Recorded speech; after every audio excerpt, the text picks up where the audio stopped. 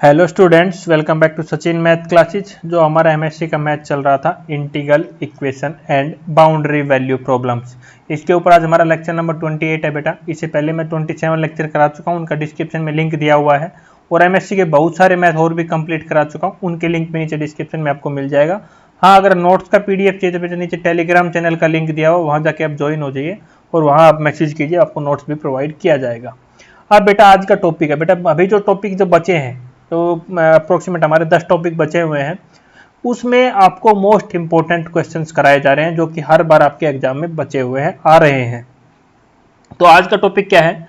Solution of Kochi type singular integral equation. बेटा बहुत ही important case है बेटा, इसका जो क्लोज कंटूर वाला जो केस है ये आपके एग्जाम में बार बार आ रहा है। ठीक है, इसके दो केसेज है बेटा, एक तो क्लोज कंटूर, एक अनक्लोज। अब क्लोज और अनक्लोज क्या होता है? कोई भी मतलब क्लोज का मतलब, क्लोज कंटूर का मतलब बेटा हमारा स्पेयर भी हो सकता है, रेक्टेंगल भी हो सकता है, स्क्वायर भी हो सकता है, हमारा सर्कल भी हो सकता है, बट क्या होना चाहिए बेटा? क्लोज होना चाहिए वो। ठीक है, इन सभी को क्या बोलते हैं? कंटूर्स बोलते हैं। बट ये क्या होना चाहिए? क्लोज होना चाहिए। तो मतलब क्लोज होना चाहिए, बंद होना चाहिए। ठीक है बेटा, तो दो केस होते हैं, एक क्लोज कंटूर, एक अनक्लोज। तो बेटा क्लोज में करा रहा हूँ, अनक्लोज आपके एग्जाम में आता नहीं है, और बट मैं नोट्स में ऐड कर दूंगा, उसको नोट्स में दिखा भी दूंगा। आपको स्क्रीनशॉट लेने तो ले सकते हो, कोई दिक्कत नहीं है। बट इसका क्या है, सबसे पहले समझते हैं। The problem to solve the integration of second kind. बेटा सेकंड काइंड इंटीग्रल इक्वेशन क्या होता है ये सभी को अभी तो पता चल गया होगा। A ji t is equal to F t minus b upon pi I integral over L G tau tau minus T D tau. Indication 1, t हमारा किस में बिलोंग कर रहा है बेटा? एल में जा रहा है। एल हमारा क्या है बेटा? Regular contour. एल जो इसके और हम इंटीग्रल कर रहे हैं ये क्या है? रेगुलर कंटूर है। ए और बी जो हमने लिए, यहाँ पे ए लिया और यहाँ पे हमने जो बी लिया, ये क्या है बेटा? कॉम्प्लेक्स कंजुगेट कांस्टेंट है। मतलब सिंपल सी बात में समझो कि क्या है? कांस्टेंट है हमारा। और जो जी टाउ है ये हमारा क्या है बेटा? होल्डर कंटिन्यूअस फंक्शन है। क्या है? Holder continuous function. अब होल्डर कंटिन्यूअस फंक्शन क्या होता है ये बेटा दोबारा 3 4 बार पढ़ा चुका हूँ ऑलरेडी। मैंने इसके ऊपर एक वीडियो बनाई हुई है, जाके नीचे डिस्क्रिप्शन में देख लीजिए सारे लेक्चर्स।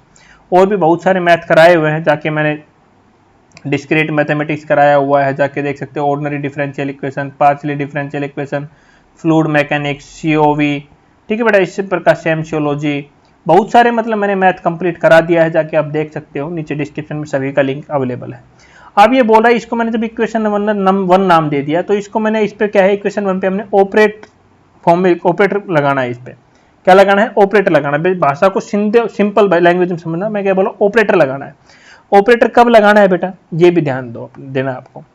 जो ये इसको ऑपरेटर लगा के जब इक्वेशन 1 को हम ऑपरेटर लगाएंगे तो हम क्या लिखेंगे? एल जी, याद रखना, याद करनी पड़ेगी। इक्वेशन कैसे करनी है वो भी बताऊंगा। L G is equal to A ji T plus B pi I integral over L G tau tau minus T D tau is equal to F T. बेटा इस इक्वेशन से हमने एफ टी की वैल्यू निकाल ली है, ये बात याद रखना है। यहाँ से किसकी वैल्यू? F T. जब एफ टी की वैल्यू निकाली तो ये वैल्यू बेटा यहाँ चली जाएगी प्लस में, ये वाली। समझना, फीलिंग्स को समझना, समझाने का याद रखने का तरीका बता रहा हूँ। ये इस तरफ गई तो प्लस का साइन आ जाएगा बेटा, तो ये हमारी इतनी चीज आ गई। ये किसके इक्वल आई बेटा? हमारी एफ टी के इक्वल आई। तो हमने यहाँ एफ टी लिख दिया, बट यहाँ क्या कर दिया बेटा? ऑपरेटर फॉर्म लगाया। यहाँ पे क्या है? ऑपरेटर। एल जी, एल क्या है? हमारा ऑपरेटर है बेटा, याद रखना। एल क्या है? ऑपरेटर है। यहाँ पे इस पे लगाया हमने, जी के ऊपर ऑपरेटर एल ऑपरेट किया है। ठीक है, ये कर दिया। ये इक्वेशन इस तरफ आ गई, याद करने की जरूरत नहीं है। इक्वेशन 1 याद किया, वहीं से इसको इस तरफ भेज दिया, तो हमारा किसके इक्वल आ गया? एफ टी के इक्वल आ गया। और इसको हम क्या लिख सकते हैं? L G. अब आप इस इक्वेशन 2 को लिख सकते हो, L G is equal to F T. लिखने में कोई दिक्कत तो नहीं होना चाहिए बेटा, लिख सकते हैं ना L G is equal to F T, क्योंकि हमारा एफ टी के इक्वल भी आ रहा है। तो इसको मैंने इक्वेशन नंबर 2 नाम दे दिया, इसको आगे जाके अलग से नाम देंगे।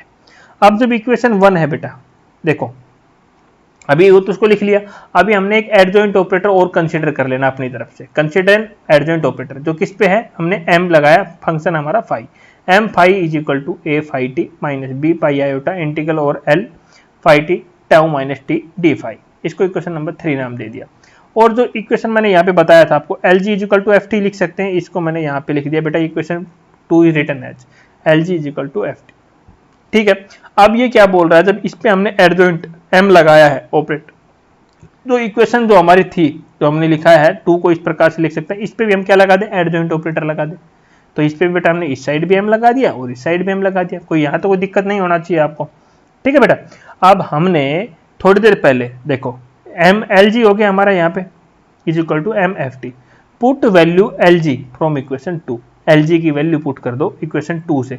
अभी इक्वेशन 2 कहाँ से आ गई, देखो बेटा यहाँ पे इक्वेशन 2 है, इस एल जी की वैल्यू है ना, देखो यहाँ पे ये एल जी है, इस एल जी की वैल्यू ये है बेटा, पुट कर दो। यहाँ पे एल जी की, ये एल जी है, यहाँ पे एल जी की वैल्यू मैंने ये पुट कर दिया बेटा यहाँ पे। देखो बहुत सिंपल स्टेप से मैंने इसको बहुत ईजी करके लिखा, कहीं नोट्सों में इतना ईजी दिया हुआ नहीं है। Is equal to M F T. अब क्या बोल रहा है बेटा, जो हमने जो ये वैल्यू पुट की है इसको हम क्या मान ले, फाई टी लेट कर ले। क्या है, इसको हम क्या कर ले, फाई टी लेट कर ले। ठीक है, तो आगे इधर लिख देना, ये हमने क्या कर लिया, फाई टी लेट कर लिया। जब हमने ये फाई टी लेट किया बेटा, तो हमने इसको क्वेश्चन नंबर 5 नाम दे दिया। ठीक है, अब हमने टी की जगह क्या पुट कर दिया, टाउ 1। टी की जगह क्या पुट कर दिया, टाउ 1। जहाँ जहाँ टी है, टी कहाँ है, यहाँ है, टी कहाँ है, यहाँ है, और टी कहाँ है, यहाँ है, 3 जगह टी है। तो हमने टाउ 1 एंड टाउ 1 पुट कर दिया। तो इसको इक्वेशन नंबर क्या नाम दे दिया बेटा, 6 नाम दे दिया। अब आपने यहाँ पीछे आओ, आपने क्या किया था, एम फाई टी पुट किया था ना, is equal to M F T. Equation 4 को ये भी तो लिख सकते हैं ना अभी बेटा, इसको हमने फाई टी लेट कर लिया है, तो इसके पूरी को m और इसको क्या माना, phi T is equal to M F T लिख सकते हैं, बताओ। और यहाँ पे हमने इक्वेशन 4 को इस प्रकार से लिख दिया, M phi T M F T. अब यहां से बेटा सुनो आप अच्छी तरह, यहां से put value M phi from equation 3। तो इक्वेशन 3 है, हमें किसका वैल्यू निकालना, एम फाई का। जो एम फाई की वैल्यू है ना, वो इक्वेशन 3 में देखो आप, इक्वेशन 3 कहाँ, एम फाई की वैल्यू आई थी बेटी हमारी यहाँ पे, ये देखो कलर भी डिफरेंट यूज का, एम फाई की वैल्यू पुट कर दो यहाँ पे। ठीक है बेटा, हमने यहाँ पे पुट करना है वैल्यू एंड वी गेट, बेटा हमने ये वैल्यू पुट कर दी एम फाई टी की, दूसरी साइड एम एफ टी था। अब उसके बाद क्या कर दिया, टाउ की जगह टाउ 1 पुट कर दिया, जहाँ जहाँ टाउ था टाउ की जगह यहाँ है और यहाँ है, पुट कर दिया, यहाँ पुट कर दिया। ठीक है बेटा, यहाँ हमने पुट करके लिख दिया है। ठीक है, अब क्या बोल रहा है कि फाई टी की put value phi T from equation 5, equation 5 से फाई टी वैल्यू, देखो इक्वेशन 5 कहाँ है, यहाँ है बेटा, ये हमारा, यहाँ से हमारी फाई टी की वैल्यू है एंड फाई टाउ की वैल्यू यहाँ भी है, ये दोनों वैल्यू इस वैल्यू में पुट कर दो। यहाँ पे किसकी, फाई टी की वैल्यू और यहाँ पे फाई टाउ 1 की वैल्यू, दोनों वैल्यू बेटा पुट कर दो यहाँ पे। देखो यहाँ पे फाई टी की वैल्यू पुट कर दिया, माइनस का साइन, बी पाई इंटीग्रल और एल, ये बाहर था हमारा टाउ माइनस टी1, ये बाहर ले लिया, फिर फाई टी1 की वैल्यू पुट कर दिया, फिर हमारा डी टाउ 1 हो गया is equal to M F T. अब बेटा इसको मल्टीप्लाई करके रीअरेंज कर लो, इसकी मल्टीप्लाई इसके साथ, इसकी मल्टीप्लाई इसके साथ और इसकी मल्टीप्लाई इन सब के साथ, इसको रीअरेंज कर लेते हैं बेटा। ठीक है बेटा, जब रीअरेंज किया और लिखा हमने तो हमारा ये आ गया बेटा, बिल्कुल सिंपल सी वे में बता देता हूं मैं आपको। ठीक है, फिर हमने क्या किया, जो थर्ड टर्म है बेटा, जो तीसरी टर्म है ये वाली बेटा, थर्ड टर्म ये वाला, ओनली ये बॉक्स के अंदर जो आपको दिख रहा है, इसकी जगह में टाउ 1 की जगह क्या पुट कर देना, टी पुट कर देना, सॉरी टाउ 1 की जगह हमने क्या कर देना, टाउ पुट कर देना है। जैसे आप यहाँ पे टाउ पुट किया, देखो मैंने कलर चेंज किया हुआ है, यहाँ पे हमने टाउ पुट कर दिया है, तो आपको देख रहे होंगे सेकंड टर्म और थर्ड टर्म सेम आ गई हमारी, तो हमने क्या कर दिया बेटा, कैंसिल आउट कर दिया। ठीक है, बाकी फिर हमारी ये टर्म बच गई और लास्ट वाली टर्म बच गई बेटा हमारी, इसको मैंने यहाँ पे एज इट इज लिख दिया है। ठीक है बेटा, अब उसके बाद हमें अब क्या करना है, एम एफ टी की वैल्यू पुट करना है। ये कहाँ से, कौन सी इक्वेशन से आई बेटा, इक्वेशन नंबर ए। अब चलो इक्वेशन नंबर ए के पास चलते हैं बेटा, एक एम एफ टी की वैल्यू देखो, एम एफ टी की वैल्यू इक्वेशन नंबर ए माना था, ये एम एफ टी की वैल्यू यहाँ पुट कर दो आप लोग, एम एफ टी की जगह, इसकी जगह देखो ये पुट कर दिया बेटा एम एफ टी की वैल्यू, बाकी इस साइड की वैल्यू हमने सेम लिखा है। ठीक है, अब मैंने आपको पढ़ाया था पॉइंट केयर बेटनर्ड फॉर्मूला बेटा, जो आपको मैंने बताया था 16 मार्क्स के आपके एग्जाम में आता है, मैंने पूरा आपको एक लेक्चर में कराया हुआ है। उस लेक्चर का यूज करके हमें पता है कि ये वैल्यू और कुछ इस वैल्यू का यूज करके इसकी क्या वैल्यू होती है, जो मैंने लिखा है इसके, तो इसकी क्या वैल्यू आएगी बेटा, देखो आगे की टर्म सेम है, इस साइड की टर्म सेम है, इसकी वैल्यू क्या आ जाएगी 1/40 GT। इसको कौन से फॉर्मूले से आया बेटा, यहाँ पे पॉइंट केयर बेटनर्ड फॉर्मूला बेटा, ये फॉर्मूला भी आप अच्छी तरह करके एग्जाम में जाना, 16 मार्क्स का आपके एग्जाम में जाता है, मैंने आपको करवाया हुआ है। ये डिफरेंट नाम से आता है, उसका मैंने नाम भी डिफरेंट सारे बताए हुए हैं। ठीक है बेटा, फिर हमने क्या किया, 4 से 4 को कैंसिल कर दिया, फिर आप देख रहे हो यहाँ से GT और यहाँ से GT कॉमन निकल रहा है, तो मैंने कॉमन ले लिया, यहाँ क्या बच गया a², यहाँ क्या बच गया b², तो लिख दिया AGT, बाकी इस साइड की टर्म सेम है, तो यहाँ से हमने किसकी GT की वैल्यू निकाल दी, तो ये वैल्यू इसके डिवाइड में चली गई और इसके वैल्यू डिवाइड में, अलग अलग डिवाइड में हमने लिख दिया है। ठीक है, अब हमें पता है कि वी अज्यूम दैट, हम अज्यूम कर लेते हैं कि जो A square minus B square है वो 0 के इक्वल नहीं है। तो which give the solution of the differential equation? The singular integral equation 1 reduce to the first kind if A is equal to 0। जब जो इक्वेशन 1 है वो क्या, singular integral equation will reduce to first kind, first kind में reduce हो जाएगा कब, जब हमारा ए किसके इक्वल हो जाएगा, 0 के इक्वल हो जाएगा। चलो आगे चलते हैं। जब हमने क्या किया इस पे देन इक्वेशन बिकम, तो हमने क्या कर दिया यहाँ पे 0 पुट कर दिया, तो हमारा किसका वैल्यू आ गया बेटा। अब देखो क्या किया यहाँ पे, देखो इसने अच्छी तरह, मैंने इसमें थोड़ा नोट्स में गड़बड़ी किया है। जो इक्वेशन 1 है वहां पे चलते हैं बेटा, पहले मैं ही थोड़ा अच्छी तरह इसमें बताया नहीं। जहां यहाँ पे जो इक्वेशन 1 है बेटा, इस इक्वेशन 1 में हम अगर a को 0 कर दे, तो हम a को 0 करेंगे तो बेटा ये टर्म पूरी क्या हो जाएगी, 0 हो जाएगी। तो हमारे क्या बचेगी, ये टर्म बचेगी इस साइड वाली। तो यहाँ से हम ft की वैल्यू निकालेंगे तो हम किसके ft किसके इक्वल आ जाएगा, इसके दूसरी वाली टर्म के इक्वल आ जाएगा, इस वाली टर्म के इक्वल। वही मैंने वहां पे बेटा किया हुआ है, देखो आपको दिखा देता हूँ। इसलिए बोलता हूँ कि वीडियो जरूर देखा करो मेरी, नोट्स लेने से काम नहीं चलेगा बेटा। तो हमने वही किया है बेटा, ft इज इक्वल टू इसके इक्वल आ गया। अब इस इक्वेशन का जो हमने सॉल्यूशन निकाला है, यहाँ पे निकाला है बेटा, इसमें भी a को 0 कर दो तो यहाँ से gt किसके इक्वल आ जाएगा बेटा, इसके इक्वल आ जाएगा। जहाँ a है वहां पे 0 कर दो, यहाँ भी 0 हो जाएगा। तो बेटा ये हमारा इसका सॉल्यूशन आ गया। ठीक है बेटा, अगर हम b को 1 पुट कर दे इक्वेशन 8 एंड 9 में, b को क्या पुट कर दे, 1 पुट कर दे, तो हमारे ft और gt ये आ जाएगा बेटा। b है वहां पे, यार यहाँ पे 1 कर दो बेटा, यहाँ पे 1 कर दो, तो हमारी ये इक्वेशन बन रही है। ठीक है बेटा, तो अब देखो यही हमारा क्या था, हमारा आंसर है, यही हमें क्या करना था, प्रूव करना था बेटा। ठीक है, अब इसका आता है अनक्लोज कर्व। अनक्लोज कर्व का बेटा दी राइमन हिल्बर्ट प्रॉब्लम भी इसको बोलते हैं।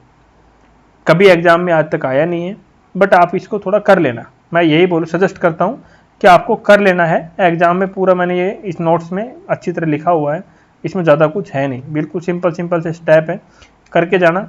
एग्जाम में आज तक आया नहीं है, ओनली केस 1 ही आपके एग्जाम में आया है। हाँ, और मैं आपको सभी को बता देता हूँ, मात्र Rs100 में नोट्स अवेलेबल है नीचे। किस किस सब्जेक्ट के हैं बच्चों के कमेंट आ रहे हैं, ordinary differential equation, partially differential equation, integral equation and boundary value problem. ठीक है बेटा, सेम्सियोलॉजी, फ्लूइड मैकेनिक्स, ठीक है बेटा, COV, और उसके बाद मैंने कराया था कॉम्प्लेक्स एनालिसिस, ये सब मैंने बेटा कंप्लीट करा दिया है। ठीक है, और उसके बाद मैंने मैकेनिक्स ऑफ सॉलिड, मैकेनिक्स, ये सारे मैथ अभी तक कंप्लीट करा दिए हैं बेटा। डिस्क्रीट मैथमेटिक्स, ये सब की वीडियो भी अवेलेबल है, और रियल एनालिसिस के मेरे पास ओनली नोट्स अवेलेबल है बेटा, ओनली नोट्स आप ले सकते हो। इनके साथ मैं आपको क्या 100 रुपीज़ में वीडियो भी प्रोवाइड कराऊंगा, तो यूट्यूब पे कराई हुई बेटा, एक्स्ट्रा वीडियो की डिमांड मत किया करो, क्योंकि जो कराता हूँ फ्री सब्जेक्ट सारा यूट्यूब पे कराता हूँ, मेरा कोई एक्स्ट्रा कोई ऐप नहीं है, मेरे पास कुछ नहीं, जो है यूट्यूब पे अवेलेबल है वीडियो प्लस में नोट्स। हाँ जरूर 100 रुपीज़ में ये कलरफुल नोट्स आपको प्रोवाइड करता हूँ, कोई डम्मी नोट्स भी प्रोवाइड नहीं कराता, क्योंकि कलरफुल आपके हेल्पफुल भी रहेगा और वीडियो से रिलेटेड भी रहेगा। मेरा सिलेबस बेटा थोड़ा धीरे चलता है, बट अच्छा चलता है, पूरी डीपली समझाता हूँ। ठीक है, और थोड़े दिन में मैं हर यूनिवर्सिटी वाइज उनके क्वेश्चन पेपर लेने की भी कोशिश करूँगा। ठीक है, वो धीरे धीरे सब अपडेट कर देंगे, सब कुछ डिस्कस करने की जरूरत नहीं है, पढ़ते रहिए, एंजॉय करते रहिए बेटा। नेक्स्ट लेक्चर में मैं आपको दिखा देता हूँ, नेक्स्ट लेक्चर भी बहुत ही इंपॉर्टेंट लेक्चर है, किसके ऊपर डिस्कस करेंगे, लेक्चर नंबर 29 जो हमारा रहेगा, Hilbert type singular integral equation. बेटा फिर से ये आपके एग्जाम में बेटा 16 मार्क्स का और 8 मार्क्स का पूछा हुआ क्वेश्चन है, Hilbert type singular integral equation. इसका सॉल्यूशन करना सीखेंगे हम नेक्स्ट लेक्चर में बेटा। सेम जो आपने इस लेक्चर में पढ़ा बिल्कुल उसका कॉपी, थोड़ा बहुत डिफरेंस है। नेक्स्ट लेक्चर में मिलते हैं नेक्स्ट टॉपिक के साथ। एंजॉय करते रहिए, चैनल अच्छा लगे तो सब्सक्राइब कर लेना, वीडियो को लाइक शेयर करते रहना। Thank you.